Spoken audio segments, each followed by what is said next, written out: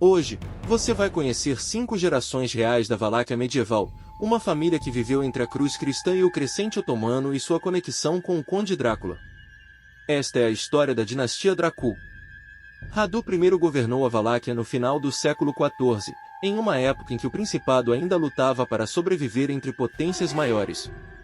Ele pertence à dinastia Bazarab, fundadora do Estado Valaquiano. Seu reinado não ficou marcado por grandes batalhas épicas, mas por algo igualmente importante: estabilidade política e fortalecimento institucional. Radu I apoiou a Igreja Ortodoxa, construiu mosteiros e lançou as bases para que seus sucessores governassem um território mais coeso. Ele foi eternizado nessa pequena moeda. No anverso em cirílico medieval, Radu, o voivoda. E no centro uma rosácea. No reverso uma cruz quadrada, com estrelas em cada canto e pontos ao redor. Radu foi um grande governante, mas seu maior legado, no entanto, foi seu filho. Esse filho foi Mircea I, o Velho, um dos maiores governantes da história da Valáquia. Sob Mircea, o principado atingiu sua maior extensão territorial. Ele enfrentou o avanço do Império Otomano, negociou com a Hungria e consolidou a Valáquia como uma força regional respeitada. Mircea entendeu algo fundamental: a sobrevivência da Valáquia dependia de equilíbrio político, não apenas da espada. Entre seus muitos filhos estava um que herdaria um destino sombrio e decisivo. Vlad II Dracul, o príncipe do dragão, filho de Mircea I, viveu em um mundo ainda mais perigoso. Ele foi admitido na Ordem do Dragão, uma ordem cristã criada para conter os otomanos. O símbolo do dragão lhe rendeu o apelido Dracul. Mas governar a Valáquia exigia concessões. Para manter seu trono, Vlad Dracul aceitou tornar-se vassalo do sultão otomano.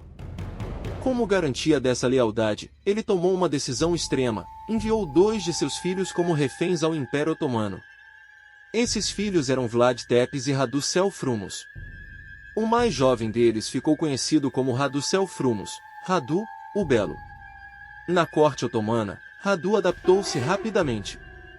Aprendeu a língua, os costumes e conquistou a confiança dos sultões.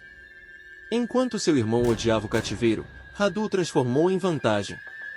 Mais tarde, ele retornaria à Valáquia como governante apoiado pelos otomanos, governando com diplomacia, não terror. Radu representa a face conciliadora da dinastia, mas seu irmão seguiu um caminho bem diferente. Vlad III, mais tarde chamado de Ep, o Empalador, jamais esqueceu os anos como refém. Ao assumir o trono, ele decidiu governar com medo absoluto. Traidores, criminosos e inimigos eram punidos com empalamento, não apenas como castigo, mas como mensagem política. O empalamento era uma das formas de execução mais temidas da Idade Média.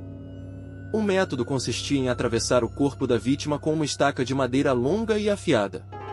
Essa estaca era fixada no chão, e o condenado era colocado sobre ela de modo que o peso do próprio corpo fazia com que descesse lentamente. O objetivo, em muitos casos, não era apenas executar, mas causar um efeito de terror público. Por isso, o procedimento era feito em locais visíveis, como estradas, colinas ou entradas de cidades, para servir de aviso a inimigos e rebeldes. Dependendo de como fosse realizado, o processo podia ser lento. Em certos registros históricos, os executores tomavam cuidado para evitar órgãos vitais imediatos, prolongando o sofrimento e transformando a execução em um espetáculo de intimidação política e militar. Vlad acreditava que ordem só poderia ser mantida pelo terror. Ele desafiou o próprio sultão otomano, recusando tributos e devastando territórios inimigos. Sua brutalidade chocou a Europa, mas também lhe rendeu fama como defensor implacável da cristandade. É dessa reputação histórica que, séculos depois, deu origem ao mito de Drácula. Drácula, de Bram Stoker, é uma das obras mais influentes do terror gótico. Publicado em 1897, o livro apresenta o conde vampiro da Transilvânia que se torna símbolo definitivo do mito dos vampiros. A história mistura diários, cartas e relatos para criar suspense e sensação de realidade. Mais do que um monstro, Drácula representa medo do desconhecido, da noite e da própria imortalidade. Até hoje, ele molda filmes, séries e a cultura pop. Bram Stoker foi um escritor irlandês nascido em 1847 e entrou para a história como o criador de um dos personagens mais famosos do terror, o Conde Drácula. Em 1897, publicou o romance Drácula, que redefiniu o mito do vampiro na literatura.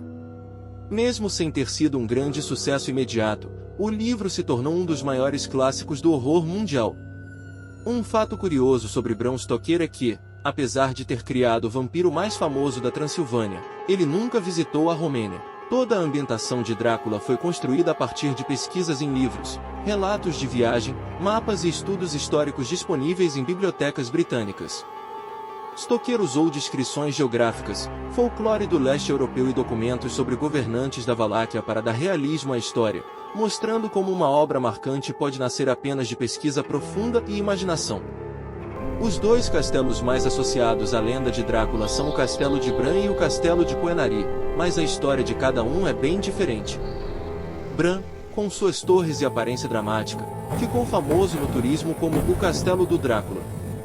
Porém, não há prova sólida de que Vlad III Tepes tenha vivido ali, no máximo, pode ter passado pela região. A associação é muito mais literária e cultural do que histórica. Já Coenari tem ligação direta com Vlad. Construído no alto de um penhasco, com centenas de degraus de acesso, foi uma fortaleza estratégica usada e ampliada por ele no século XV. Era um ponto militar, não um palácio, pensado para defesa e vigilância. Hoje restam ruínas, mas o local é considerado o castelo verdadeiramente ligado ao governante que inspirou a lenda. Radu Selfrumos e Vlad Ep cresceram juntos. Foram reféns juntos. Mas se tornaram opostos. Um escolheu a diplomacia e a submissão estratégica. O outro, a violência e a resistência total.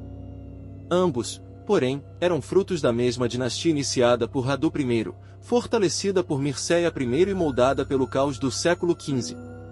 Essa não é uma história de monstros, é uma história real de poder, sobrevivência e escolhas extremas.